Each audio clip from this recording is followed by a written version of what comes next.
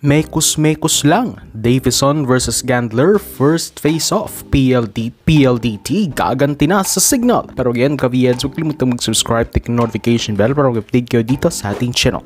Bago ang biggest match, unang araw ng Creamline at Chocomucho, isa munang matinik na sister team match din ang magaganap sa pagitan ng MVP team Signal at PLDT. Dalawang teams na tila nagkagantihan lang sa tuwing magkaharap sila sa bawat conference. Unlike Ribisco teams, mas even ang playing field pag Signal PLDT dahil kung Creamline, Chocomucho, usually Creamline ang palaging nananalo.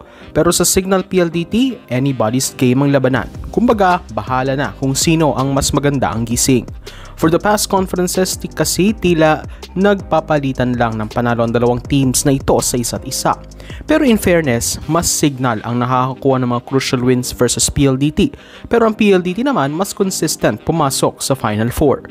Remember, Signal ang team na bangungot sa PLDT kung bakit di sila makatuntong sa podium. For the past two invitational conferences, napakalapit pa ng PLDT sa medalya. Tanging Signal lamang ang humahad lang sa kanila makuha ito. Last invitationals, tanging Signal lang din ang kaisa-isang local team na nagbigay sa kanila ng talo sa semifinals. Rason para mabigo silang pumasok sa medal rounds at masayang ang crucial at big wins nila kontra Kinbakbaknin ng Vietnam at F2 Logistics. Ganyan kalaking tinik sa PLDT ang Signal at ganyan naman kaswerte ang Signal pag PLDT ang kanilang nakakaharap para sa medalya. Ito lang ang sister team na tila hindi nagtutulungan, bagkus talagang nagbabanggaan para sa panalo at sa medalya. Ngayon, mas iinit yan, gayong favorites this time ang high-speed hitters manalo upang makaganti naman against HD Spikers.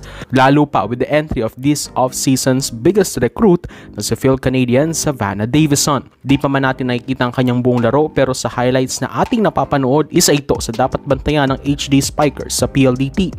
Maliban pa dyan ang core ng PLDT na sina Rhea Di Maculangan, Mika Reyes, Del Palomata, Kat Arado, Royce Tobino at Mian Mendres. Actually, dyan lamang ang PLDT sa Signal. Sa palaliman ng lineup, mas lamang ang high-speed hitters. Pero para naman sa Signal, mas mabibilis ang laro nito at mas well-defined ang core system nila. With Jel Cayuna anchoring their offense at samahan pa ng defensive plays ni Jack Jonella at Angela Nunag, walang duda na sila ang keys to winning ng Signal. Ngayon, mas nadagdagan pa matapos ang MVP performance na pinapakita ni Ces Molina, proving that they don't need a Rachel Landakis to win the game. At mas factor pa ang stability ni Jovelyn Gonzaga sa opposite, na sa tingin natin siya ang biggest advantage naman na meron ng Signal. Legit opposite kasi si Jovs. Meanwhile, sa PLDT, walang sigurado kung sino ang pang-opposite nila. Will they stick to Mitch Morente or mag-experiment pa sila? Kumbaga sa Signal, wala nang kailangang experiment pa dahil kumpleto na sila sa pyesa.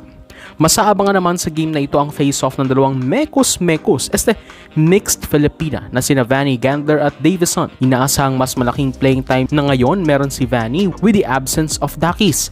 Masusubukan natin kung uubra na ba ang isang Vanny sa pangmatagalang volleyball action kontra sa masanay na intense action na si Davison.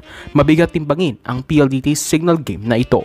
So do not mag-VEDs, thank you for supporting this channel. Please subscribe, make the notification bell to update on the coming videos.